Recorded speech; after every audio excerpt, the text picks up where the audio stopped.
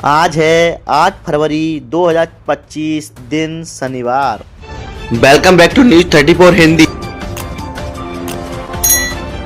तो आइए जानते हैं उत्तर प्रदेश की फटाफट 20 बड़ी खबरों को। प्रदेश में थमने जा रही है ठंडी पछुआ हवा। आने वाले 2 दिनों में करवट लेगा मौसम। तापमान को लेकर अलर्ट जारी। यूपी में एक बार फिर से मौसम बदलने जा रहा है। प्रदेश में पिछले 2 दिनों से चल रही तेज रफ्तार पछुआ शनिवार से मध्यम होगी। इसके बाद धूप की तपिश फिर से तेज होगी और अगले 2-3 दिनों में दिन के तापमान में 2 से 4 डिग्री सेल्सियस तक की उछाल देखने को मिलेगी। हालांकि रात के तापमान में अभी अगले 3-4 दिन कोई विशेष बदलाव होने के आसार नहीं। सुबह 5 बजे से शुरू होगी मतगणना प्रक्रिया। 14 टेबलों पर होगी गिनती। दोपहर तक आएगा परिणाम। मिल्कीपुर उपचुनाव के लिए शनिवार सुबह 5 बजे मतगणना की प्रक्रिया शुरू हो जाएगी। राजकीय इंटर कॉलेज में वोटों की गिनती के लिए पंडाल बनाकर 14 टेबल सज गई हैं। इन टेबलों पर मतगणना करने वाले 76 कर्मियों को अंतिम प्रशिक्षण भी दे दिया गया है। इस दौरान ARO के साथ हर टेबल पर माइक्रो ऑब्जर्वर निगरानी करेंगे। सहायक लेखाकार एवं लेखा परीक्षक और कनिष्ठ विश्लेषक भर्ती परीक्षा की तारीख घोषित। केंद्रों की सूची हुई जारी। उत्तर प्रदेश में सहायक लेखाकार एवं लेखा परीक्षक भर्ती और कनिष्ठ विश्लेषक भर्ती की लिखित परीक्षा 16 फरवरी को आयोजित की जाएगी। अधीनस्थ सेवा चयन आयोग ने परीक्षा केंद्र के जिलों की सूची जारी कर दी है। आयोग की वेबसाइट पर जल्द ही परीक्षा के लिए प्रवेश पत्र जारी कर दिए जाएंगे। दोहरी चेकिंग के बाद अभ्यर्थियों को मिलेगा परीक्षा केंद्र में प्रवेश। इस तरह से की जाएगी निगरानी। सिपाही भर्ती की आगामी 10 फरवरी से होने वाली दौड़ परीक्षा में सेंधमारी को रोकने के लिए उत्तर प्रदेश पुलिस भर्ती एवं प्रोन्नति बोर्ड ने पुख्ता बंदोबस्त किए हैं।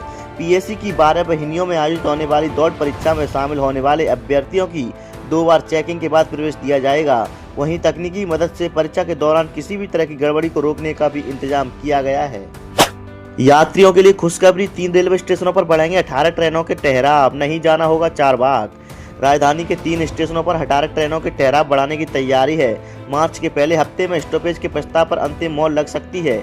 खास बात यह है कि उत्तरटेरिया, आलमनगर और मल्हौर स्टेशन पर ट्रेनों के स्टॉपेज बढ़ने से 24,000 से ज्यादा यात्रियों को राहत होगी। उन्हें ट्रेन पकड़ने के लिए चारबाग और लखनऊ जंक्शन जाने के झंझट से मुक्ति मिल जाएगी। आज से 13 दिनों तक रद्द रहेगी वंदे भारत एक्सप्रेस। 26 और ट्रेनें हुई कैंसिल। 18 से चलेगी कुंभ स्पेशल। मेरठ लखनऊ के बीच चलने वाली वंदे भारत एक्सप्रेस शुक्रवार यानी आज से 13 दिन रहेगी बंद। लखनऊ रेलवे मंडल में बालामाऊ स्टेशन की यार्ड रिमॉडलिंग के कारण 26 और ट्रेनें रद्द की गई हैं। इनमें राज्य रानी एक्सप्रेस, वंदे भारत एक्सप्रेस भी शामिल है। राज्य रानी 6 दिन और वंदे भारत 13 दिन नहीं चलेगी। इनके अलावा नौचंदी एक्सप्रेस का रूट बदल दिया गया है। 17 जिले संवेदनशील हुए घोषित। प्रयागराज, अलीगढ़, आगरा सहित इन जगहों पर विशेष सख्ती।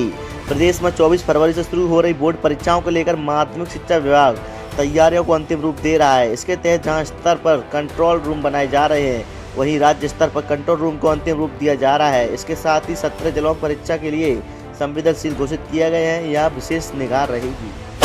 काशी में 40 दिनों का रंगोत्सव। पहली बार नागा खेलेंगे मसाने की होली। 10 मार्च को रंग भरी एकादशी। बसंतोत्सव का उल्लास छाने लगा है। इसके साथ काशी में 40 दिनों की होली की शुरुआत हो गई है। 24 फरवरी को पूर्व महंत के आवास से प्रारंभिक लोक उत्सव की शुरुआत हो जाएगी। 10 मार्च को रंग भरी एकादशी होगी। वहीं 11 मार्च को मसाने की होली। इस बार नागा साधु भी मसाने की होली में शामिल होंगे।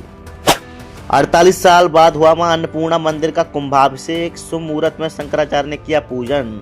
काशी में 48 साल बाद मां अन्नपूर्णा मंदिर का कुंभाभिषेक संपन्न हुआ। शुक्रवार को शुभ मुहूर्त में श्रृंगेरी मठ के शंकराचार्य विधुशेखर भारती ने रजत कलश से कुंभाभिषेक किया। शंकराचार्य ने पहले मां अन्नपूर्णा की पूजा अर्चना की। इसके बाद पूजन सामग्री को मंदिर के शिखर पर ले जाया गया, जहां शंकराचार्य ने विधि विधान से कुंभाभिषेक किया।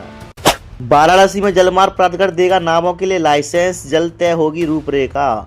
गंगा में नावों का भविष्य अब उत्तर प्रदेश अंतर्देशीय जलमार्ग प्राधिकरण तय करेगा।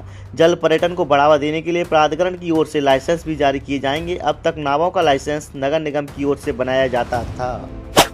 IIT BHU से तकनीक मदद लेगा। BDA गंगा नदी में होने वाले प्रदूषण को रोकने में मिलेगी मदद। वाराणसी में रामनगर आवासीय योजना के बेहतर विकास के लिए BDA IIT BHU से तकनीकी मदद लेगा। इसके लिए BDA और IIT के लोगों के बीच आपसी चर्चा के बाद तय किया गया कि गंगा नदी में होने वाले प्रदूषण को रोकने के लिए यहाँ शोक पिट का निर्माण कराया जाए।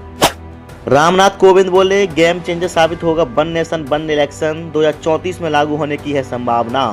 कानपुर में पूर्व राष्ट्रपति रामनाथ कोविंद ने वन नेशन वन इलेक्शन को गेम चेंजर बताया। उन्होंने कहा कि इसकी रिपोर्ट JPC को सौंप दी गई है। 2029 में इसकी प्रक्रिया शुरू होगी और 2034 में इसके लागू होने की संभावना है। इसके लागू होने से कई फायदे होंगे। एयरपोर्ट से जुड़ेगी एलिवेटेड, 1000 करोड़ से होगा निर्माण, 23 को मंत्रालय में जमा करा दी जाएगी डीपीआर। कानपुर में गोल चौराहे से रामादेवी के बीच जीटी रोड पर बनने वाले 11 किलोमीटर लंबे एलिवेटेड रोड की डीपीआर तैयार कर ली गई है। 23 फरवरी को इसे सड़क परिवहन एवं राजमार्ग मंत्रालय में जमा करा दिया जाएगा। इसके बाद कैबिनेट की हरी झंडी मिलते ही निर्माण कार्य शुरू हो जाएगा। NH 34 पर इस एलिवेटेड रोड के बनने से सेंट्रल स्टेशन और एयरपोर्ट पहुंचना आसान हो जाएगा। शहरी यातायात के दबाव को कम करने के लिए शुरू की गई है। अबुल उला की दरगाह से घूमेगा मेट्रो का ट्रैक, इन क्षेत्रों से गुजरेगी आगरा मेट्रो। आगरा मेट्रो के दूसरे कॉरिडोर के लिए सर्वे कट डिजाइन तैयार किया जा रहा है। इसमें अबुल उला की दरगाह से आगे ट्रैक हाईवे को पार कर दाईं ओर पहुंचेगा। यह कॉरिडोर को 2 चरणों में पूरा होगा, जिसमें पहले चरण में आगरा कॉलेज तक ट्रैक बनेगा। यातायात नियमों का करें पालन, पुलिस ने चलाया अभियान, पहले दिन 107 काटे गए चालान। कासगंज यातायात पुलिस ने बृहस्पतिवार को वाहन चेकिंग अभियान चलाया। नियमों के उल्लंघन पर 107 चालकों को पकड़ा गया। उनके वाहनों के चालान, ऑनलाइन चालान काटे गए हैं। गौतम बुद्ध नगर में जेल में बंदियों को निःशुल्क कानूनी सहायता देने के लिए अभियान। गौतम बुद्ध नगर जिला विधिक सेवा प्राधिकरण के अधीन district legal and defence council की ओर से अभियान शुरू किया गया है। इसमें जेल में बंद बंदियों को अब लीगल एड के माध्यम से निःशुल्क कानूनी सेवाओं की जानकारी दी जाएगी। गुजरात के सीएम भूपेंद्र पटेल ने संगम में लगाई डुबकी, श्री बड़े हनुमान जी के दरबार में लगाई हाजिरी। महाकुंभ में उमड़ रहे आस्था के जन समुद्र के बीच शुक्रवार को गुजरात के मुख्यमंत्री भूपेंद्र पटेल भी श्रद्धा की डुबकी लगाने पहुंचे। संगम त्रिवेणी में स्नान करने के बाद उन्होंने योगी सरकार द्वारा किए गए प्रबंधों की सराहना की। उन्होंने कहा कि कुंभ क्षेत्र में सुंदर व्यवस्था की गई है और कहीं भी किसी को कोई समस्या नहीं हो रही है। साथ ही उन्होंने कहा कि त्रिवेणी संगम में स्नान मेरे लिए सौभाग्य की बात है। मुख्यमंत्री ने संगम स्नान से पूर्व बड़े हनुमान मंदिर में पूजा अर्चना की और फिर सेक्टर 7 स्थित गुजरात पवेलियन का भी अवलोकन किया। बसंत पंचमी के बाद भी नहीं कम हो रही जन आस्था। स्नानार्थियों की संख्या 40 करोड़ के पार पहुंची।